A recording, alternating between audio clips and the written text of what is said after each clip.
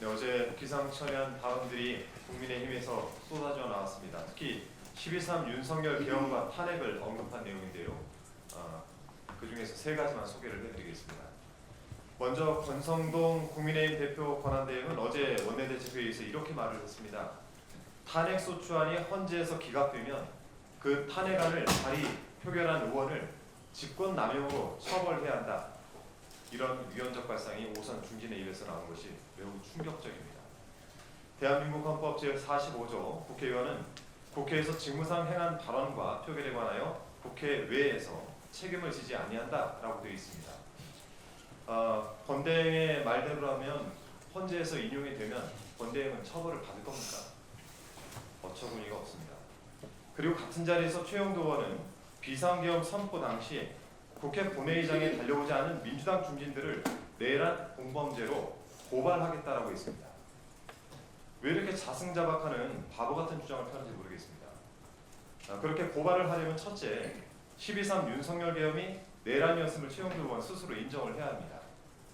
그런데 저런 주장을 하는 것을 보니 내란이 맞다라고 판단을 하는 것 같습니다. 두 번째는 표결에 불참한 의원 대부분이 국민의힘 소속 의원인데 여러분에 대한 고발도 검토를 하고 있는 것이겠죠. 참고로 이 불참 리스트에 최영도 의원 본인도 속해 있습니다. 워낙 급해서 그런지 단체로 이성을 놓은 것 같습니다. 마지막으로 국민의힘 의원 90명이 비상계엄 당일 계엄해제 요구 결의안 표결에 불참한 이유와 관련해서 나경원 의원이 아주 기가 막힌 변명을 늘어놨습니다. 어제 산자위에서 국회 경내로 들어오려 했을 때 민주당 지지자들로 국회가 포위됐다라면서 민주당 때문에 표결을 못했다라고 탓을 한 것인데요. 그날 국민의힘 의원 단체 대화방에서 국회 상황이 실시간으로 공유가 됐고 그 내용이 언론 보도를 통해서 이미 국민들께서 많이 알고 계십니다. 거짓말도 정도껏 해야죠. 대화방 메시지를 간단하게 보겠습니다. 12월 4일 0시 5분 김재정 의원이 당사 도착한 의원 명단을 공유했는데 여기에 나경원 의원이 포함되어 있었습니다. 그보다 2분 앞서 0시 3분 우재준 의원이 경찰이 적극적으로 막지 않는다. 담 넘어와달라라고 합니다. 1분 뒤에는 박수민 의원이 담탑으로 진입했습니다. 라고 하고 있습니다. 나경원 의원의 당사에 도착했던 김재정 의원의 이 명단을 봤을 때 자정무렵이나 그 전에 당사에 도착해 있을 텐데요. 그런데 같은 시각 서명원 의원이 담벼락 곳곳에 경찰이 배치돼 담 못 넘고 있습니다. 라고 합니다. 국회를 포위한 것은 경찰이고 본인이 당사에 도착한 때 담 넘어 국회로 들어온 국민의힘 의원들도 분명히 있었습니다. 그런데 어떻게 감히 민주당 지지자를 걸고 넘어집니까? 들어오기 싫었거나 들어올 수 없는 이유가 있었겠죠. 이러니까 요즘 국민의힘을 두고 반성이 없다는 평가가 나오는 것입니다. 반성할 줄 모르는 국민의힘이 내란 속에 윤석열을 배출했습니다. 콩 심은 데 콩나고 파 심은 데 팥난다 라고 하더니 윤석열의 후화무치도 또한 대단한 수준입니다. 석동영 변호사가 나 내란합니다 라고 예고하고 하는 내란이 어디 있습니까? 라고 하면서 내란을 부정했습니다.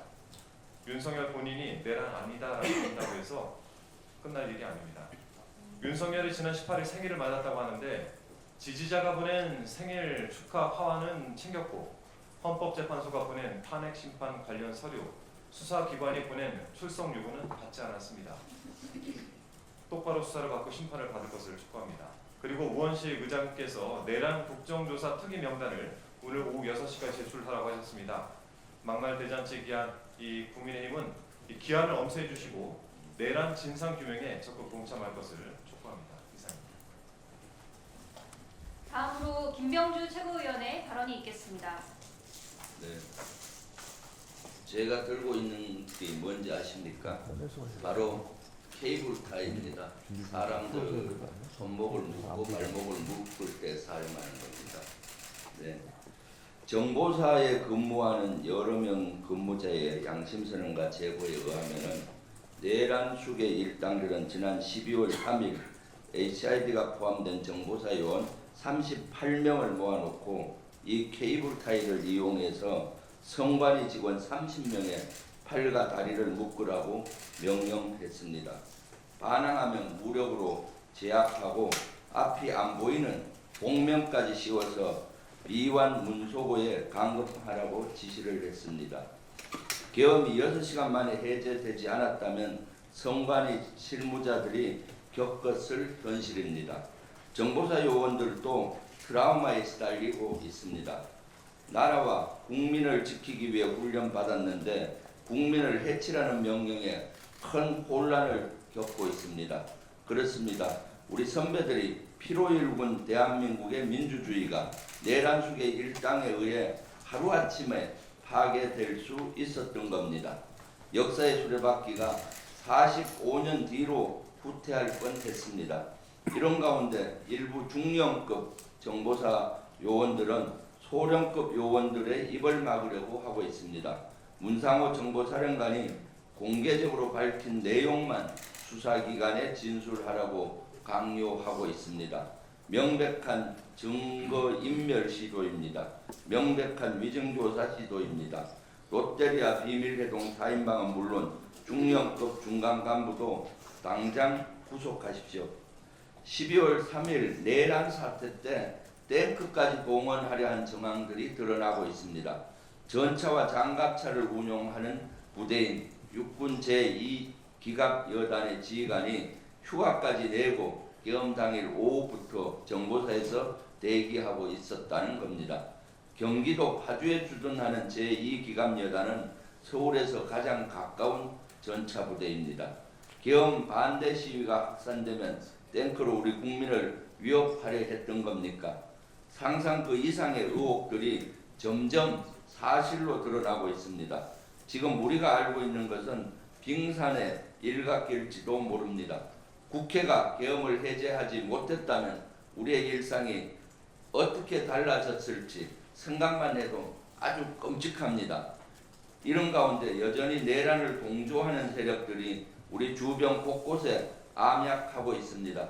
이들은 지금 이 시간에도 내란의 증거를 없애고 있는지 모릅니다.